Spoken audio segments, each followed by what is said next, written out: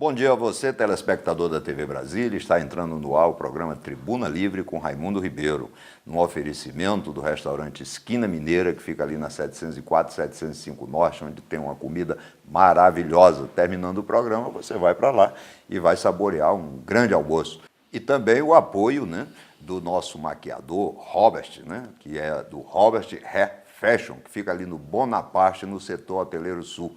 E é por isso, inclusive, que a nossa bancada está até mais bonita. Veja que o João está todo maquiado, o cabelo todo ajeitado. O Solano, então, nem se fala, diz que vai ser um sucesso aí.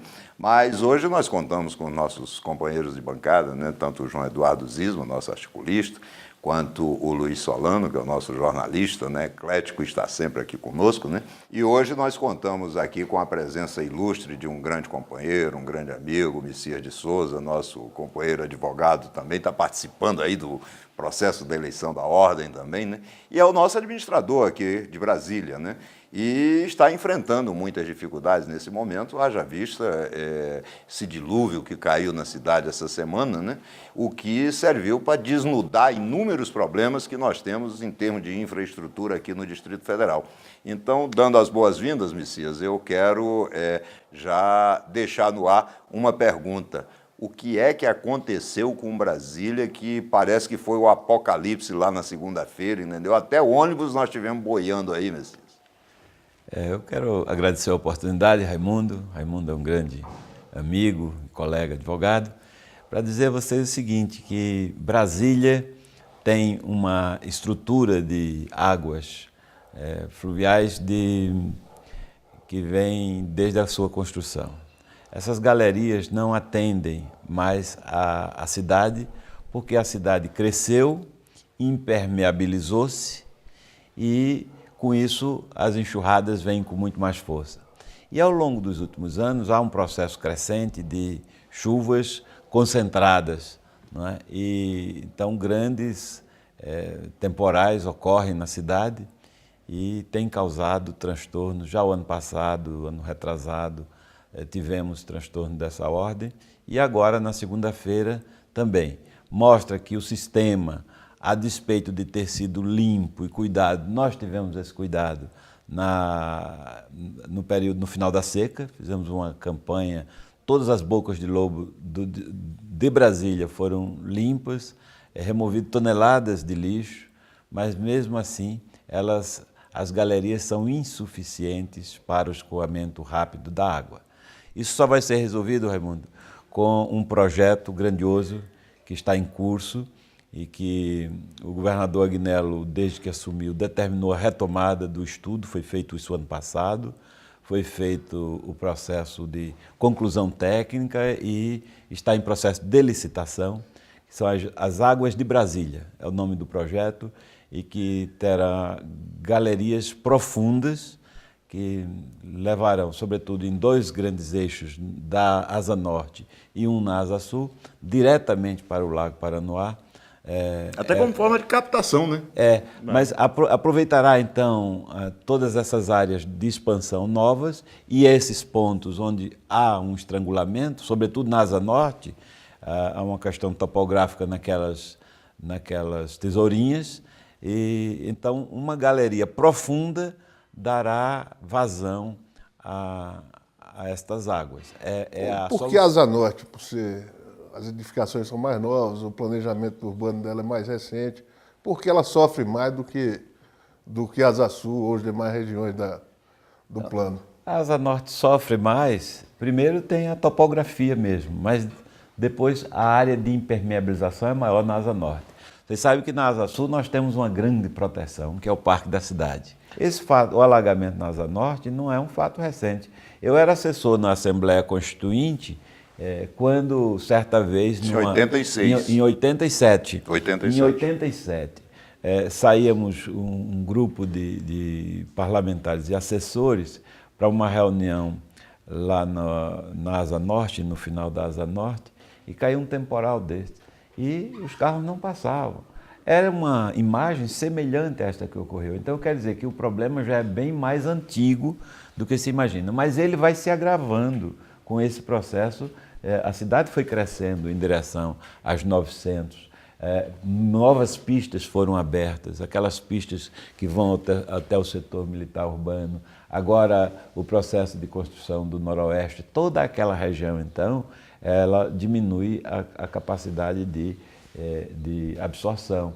Messias, quando eu comentei com vários comerciantes da Avenida W3, que você veria hoje aqui no programa, houve assim entusiasmo. Solano, faça uma pergunta ao administrador quando a W3 voltará a ser a verdadeira W3. E uma preocupação, inclusive, do nosso Elir Walter do Couto, que é um defensor daquela área. A área está abandonada, nós não vemos aí nenhuma obra que dê Ali da Pioneira da Borracha, né? A Pioneira da Borracha. Então eu trago esta mensagem dos comerciantes. Quando é que você vai mexer na W3, dar aquele impulso na W3 para que ela volte a ser a W3 do passado? Eu tenho discutido muito com os comerciantes da W3. O ano passado mesmo tivemos uma reunião importante, juntamente com a Associação Comercial, visitamos a W3, conversamos com vários deles, inclusive com Eli, que é um ícone na avenida, né? E está até hoje lá, exatamente, né? Importante. 511. 510, 511. Agora, 511. você é um historiador e conhece muito bem a situação aqui de Brasília. Aquele tipo de comércio que existia na W3 provavelmente nunca vai ocorrer mais. Um fenômeno de natureza econômica, a migração daquele comércio, né, para os shoppings mudou o comportamento das pessoas. Então muita gente fica saudoso, W3 do meu tempo e tal. É verdade, a W3 precisa mudar, a W3 precisa se revitalizar, ela precisa ser uma grande atração da cidade, mas não é para voltar o velho comércio. A gente tem que pensar a cidade daqui para frente. Agora, medidas imediatas, às vezes as pessoas pensam que simplesmente pintar a rua, iluminar e botar, revitalizar o asfalto, que é o que está sendo feito para atender a demanda inicial, isto não resolve esta expectativa de realmente transformar ou voltar a dar à W3 um glamour que teve no passado. Messias, o diagnóstico perfeito, o projeto lindíssimo, mas as informações que nós temos, depois desse dilúvio que caiu na cidade, é que as obras que resolveriam o problema só estariam prontas em 2015. E aí eu quero colocar um dado aqui, que, salvo engano, desde 2009 já existem, né, recursos, né, potenciais para que essas obras fossem realizadas, desde 2009. A notícia que se tem é que, na justificativa, alguns membros do governo, inclusive o secretário de Obras, que não é secretário de Obras só desse governo, esteve nos governos anteriores, né, então conhece bem o problema, né, é de que a licitação está em curso, ou seja, é necessário levar tanto tempo assim, 4 anos, para se fazer uma licitação? Não, mas... Qual é a razão dessa lentidão? Eu explico. Primeiro, não há uma licitação de 4 anos. 4 anos começou essa discussão técnica do projeto e nos foi apresentado o projeto. Nós fizemos algumas sugestões de modificações que foram acatadas. Então, houve uma readequação técnica. Mas mesmo assim, então, Messias, nós então, temos Raimundo, 2 anos. Não, mas aí é que está. Foi apresentado, então, no primeiro ano foi feita essa readequação e começou-se o processo. Não houve uma questão de prioridade? Porque nós vemos aí as obras do estádio, elas avançaram sob maneira, Sim, né? Quer dizer, mas aceleradamente. Não, é diferente a situação jurídica que nós estamos tratando. Uma é você começar um processo de licitação, que foi iniciado e é este que foi iniciado, está em curso, está em fase espera-se, de conclusão. Tudo depende dos incidentes legais que podem ou não surgir. Claro, inclusive o Tribunal de Contas, me parece. Em relação à licitação, então, quando concluída, nós teremos, eu espero que no próximo ano, o início dessa construção. Bem, Messias, eu quero agradecer aqui a presença do nosso amigo Messias de Souza, né, nosso administrador, que sei da sua agenda apertada, mas encontrou um tempinho, né, para estar aqui conosco. Muito bem, eu agradeço esse espaço democrático que o amigo Raimundo Ribeiro oferece e quero dizer à população de Brasília que nós estamos trabalhando diuturnamente para o enfrentamento desses problemas estruturais que a cidade tem acumulado ao longo dos 50 anos e temos uma perspectiva grandiosa para a nossa cidade, com as obras que estão em curso, mas, sobretudo, com as soluções de gestão que estão sendo implementadas e que teremos efeito nos próximos anos. Muito bem, daqui a pouco nós voltamos com Tribuna Livre. Bem, estamos de volta com Tribuna Livre, com Raimundo Ribeiro, e agora temos, né, o nosso articulista político, o João Eduardo Zisman, que agora está experimentando um novo penteado, né? Vocês podem reparar que ele está aí todo fogoso, né? E temos um convidado muito especial, nosso amigo, o deputado Chico Leite, deputado mais votado aqui do Distrito Federal, né? Deputado distrital mais votado, já está no seu terceiro mandato, né, deputado? E para nós é um prazer enorme contar com sua presença. E já vou começar aqui lhe explicação como é. Você é ou não é candidato a presidente da Câmara Legislativa do Distrito Federal? Bom, eu primeiro quero agradecer a oportunidade que vocês estão me dando de ter aqui no debate, né? É com a imprensa livre que a gente efetivamente presta contas. Sou candidato a presidente. Sou candidato a presidente da Câmara Legislativa. É bem verdade que ninguém é candidato a si mesmo.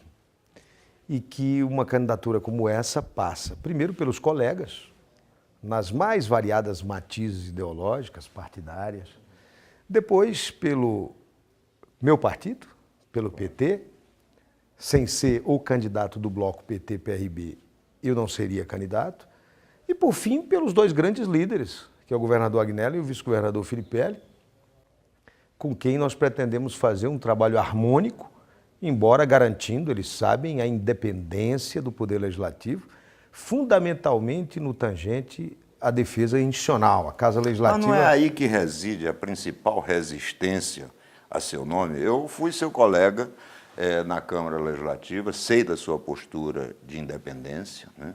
E eu me lembro bem que o deputado Paulo Tadeu, na época, dizia que a Câmara era um puxadinho do Buriti.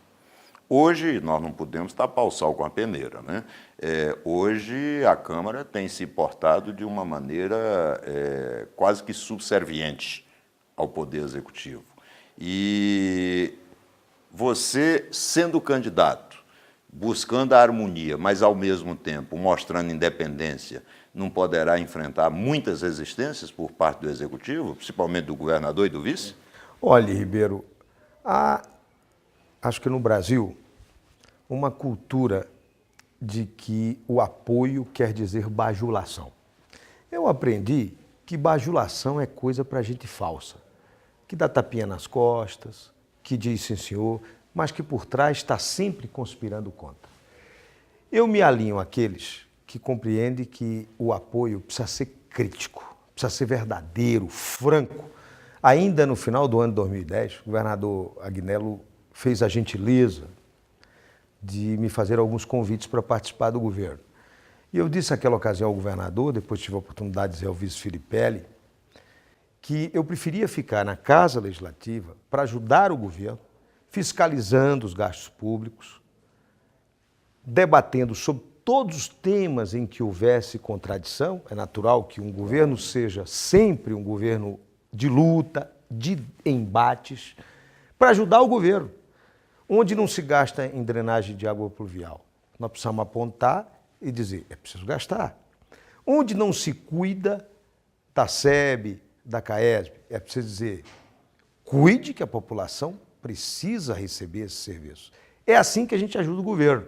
Isso não quer dizer, em hipótese alguma, oposição, ao contrário, isso quer dizer apoio crítico a favor da população e, ao mesmo tempo, cumprimento do mandato parlamentar em sua finalidade. Naquela ocasião, eu disse ao governador, nós vamos continuar a fiscalização para ajudar o governo, para dizer onde na ponta as coisas não têm funcionado, porque a função do parlamentar, o que a sociedade me deu quando me outorgou o mandato, é exatamente a obrigação de apontar isso. O governador, à ocasião, observou que eu continuasse a fazer esse trabalho e eu tenho feito. É claro que aqui e ali, os que compreendem menos, os que entendem que é preciso ser submetido a uma linha, muitos desses olham a gente assim de lado, mas são exatamente aqueles de quem a sociedade desconfia.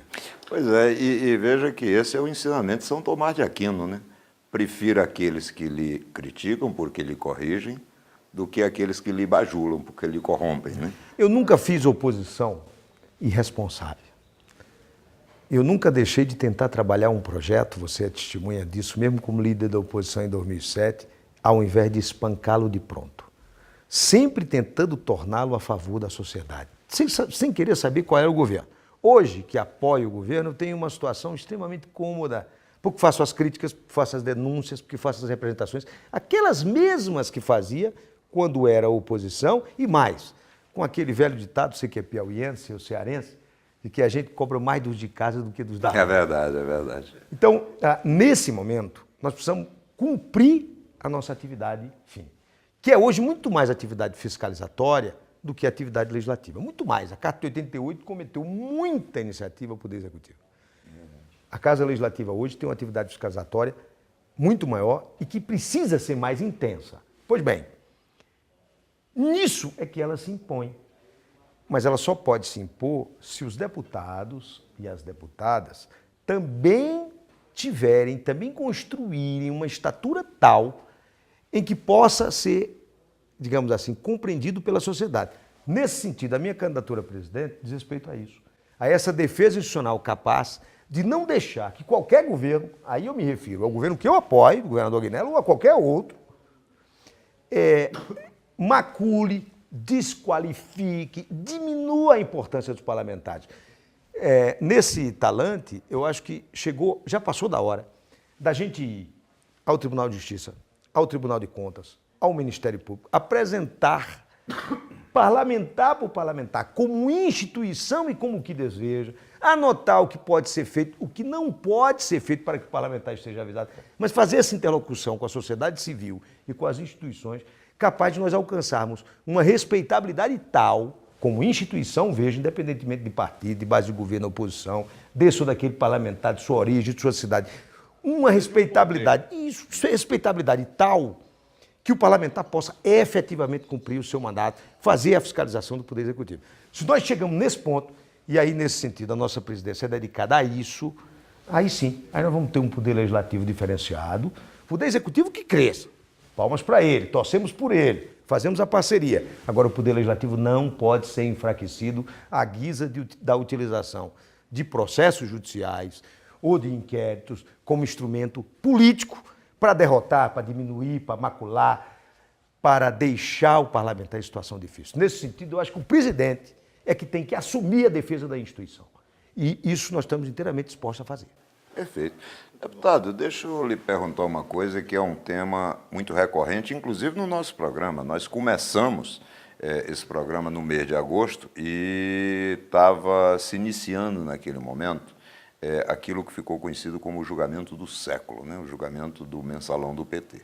Né? E após 7 anos do fato, né, o Supremo Tribunal Federal julgou, está julgando ainda, né, está na dosimetria da pena, julgou, condenou diversas pessoas, inclusive do mundo político, que é o caso do Zé Dirceu, era a cúpula dirigente do PT na época, Zé Dirceu, Zé Genuíno, teve um outro, Delúbio, né, Marcos Valério, e agora está apenas fixando as penas.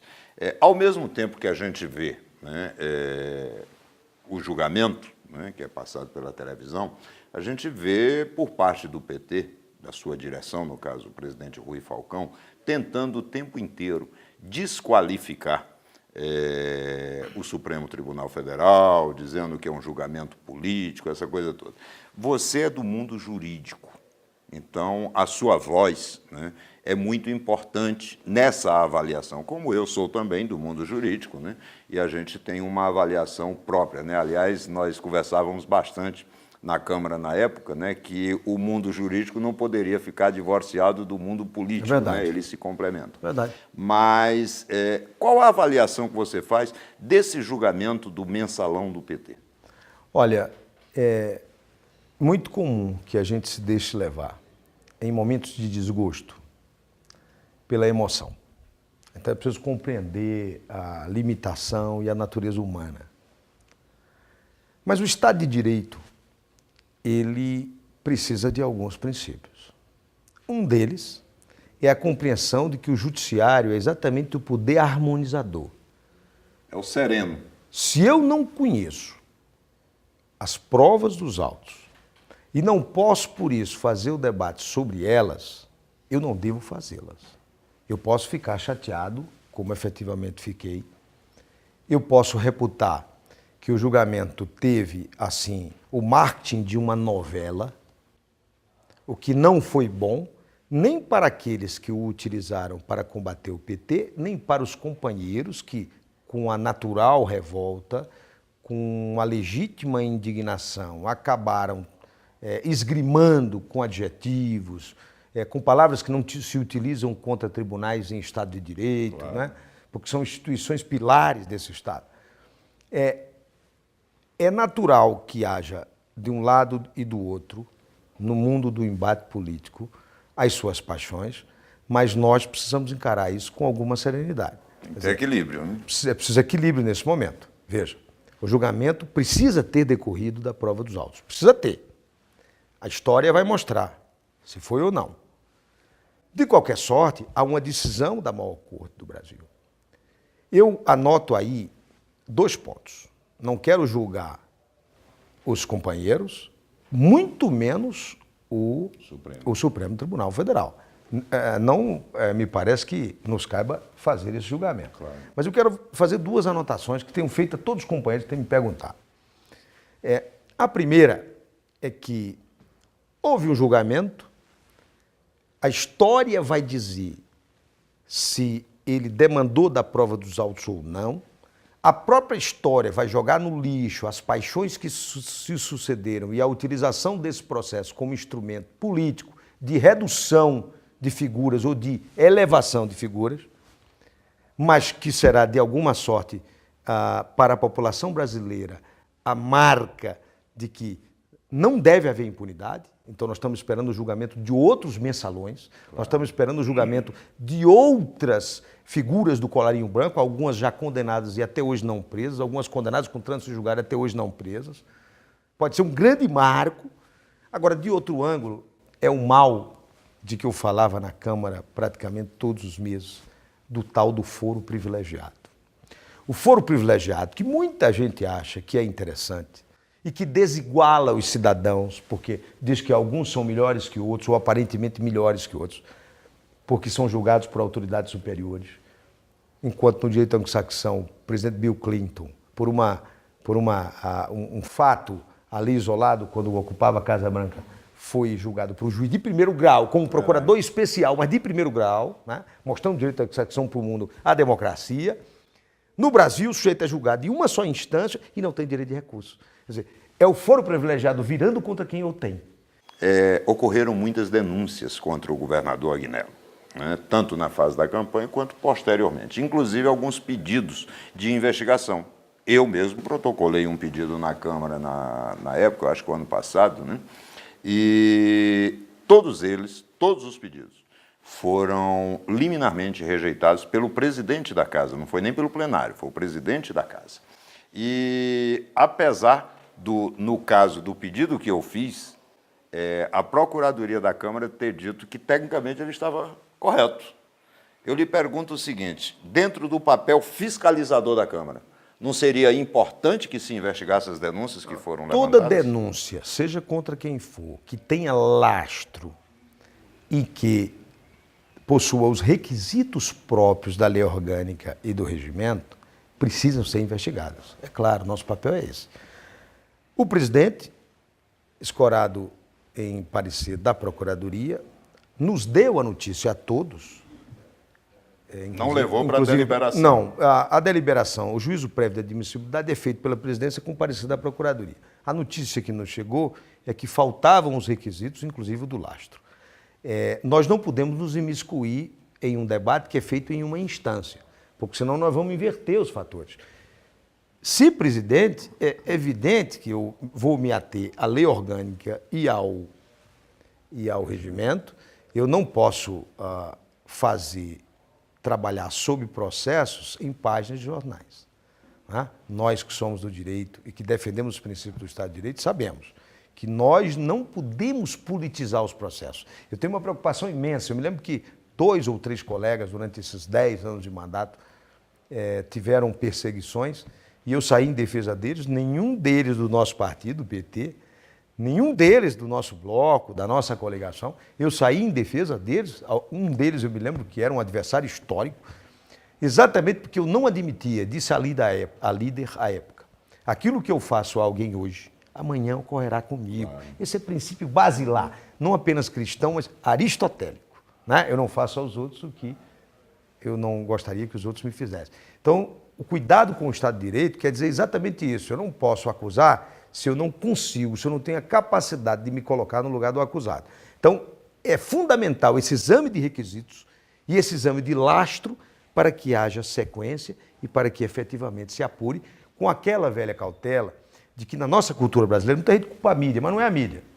É que na nossa cultura brasileira, nós estamos sempre dispostos a precipitar os julgamentos, a julgar pelas fofocas, a julgar pelos noticiários. Nós não podemos fazer isso, nós temos que ir à prova dos autos. Eu já muitas vezes frustrei respostas ao dizer isso. Alguém me pergunta, o que você acha disso? Eu digo, eu preciso fazer um exame dos autos. A pessoa fica magoada, mas não ficaria por certo se o acusado fosse ela mesma ou seu filho. Bem, então eu quero agradecer aqui a presença do deputado Chico Leite, entendeu? Muito nos honra a sua presença, espero recebê-lo na próxima ocasião como presidente da Câmara Legislativa, né? Requisitos você tem de sobra, né? E lhe passar a palavra para que em 30 segundos você possa mandar um recado, né, para o cidadão do Distrito Federal. Muito obrigado, eu quero agradecer, Ribeiro, a você, a João, pelo carinho, a toda a equipe. Quero agradecer aos telespectadores a paciência de me ouvir e observar que fui eleito para cumprir o mandato parlamentar, para fazer a fiscalização, para cuidar dos nossos jovens, para cuidar da nossa cidade, da ordem urbanística, enfim, e isso eu tenho procurado fazer com a nossa equipe, com o nosso mandato. A candidatura a presidente é a hipótese da defesa da instituição, que é fundamental para que ela cumpra o seu mistério. E eu preciso chegar a plenário, no voto aberto, para ser julgado pelos meus colegas. É claro que nesse caminho tudo depende de dois grandes eleitores, que é o governador Agnello, o vice-governador Filipelli, do meu partido, do PT, e dos meus colegas e das minhas colegas que vão julgar esse esforço. Perfeito. Daqui a meio minuto nós estaremos de volta com Tribuna Livre com Raimundo Ribeiro. E agora nós vamos falar um pouco sobre o direito do consumidor. Como sempre, né, estamos aqui contando com o Dr. José Vieira, que é o nosso presidente da Comissão dos Direitos do Consumidor da OAB-DF, né, e que vai falar um pouquinho sobre essa questão do direito do consumidor. Doutor Vieira. Bom dia, doutor Ribeiro. Bom dia a todos.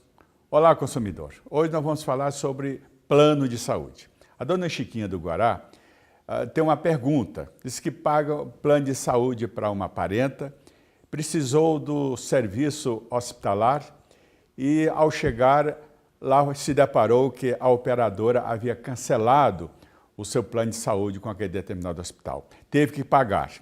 Nós recomendamos ao consumidor, de uma forma geral, que diante de uma situação dessa, pegue todos os comprovantes, nota fiscal, recibos, e depois peça o ressarcimento. Porque aí, consumidor, você tem um contrato de prestação de serviço com a operadora. Ela nunca, jamais poderá cancelar o serviço com um determinado hospital quando da contratação prestava aquele serviço. Ela só pode fazer esse cancelamento mediante um comunicado a você, consumidor. No próximo sábado teremos mais. Muito obrigado, doutor José Vieira, né? E estamos chegando ao fim do programa, né? Passa muito rápido, né? Mas é assim mesmo, né? Infelizmente o nosso tempo é curto, mas eu agradeço a vocês a paciência de nos ouvir, de nos assistir, a audiência de vocês e relembrar mais uma vez que este programa está sendo visto por você graças a um oferecimento do restaurante Esquina Mineira, que fica ali na 704, 705 Norte.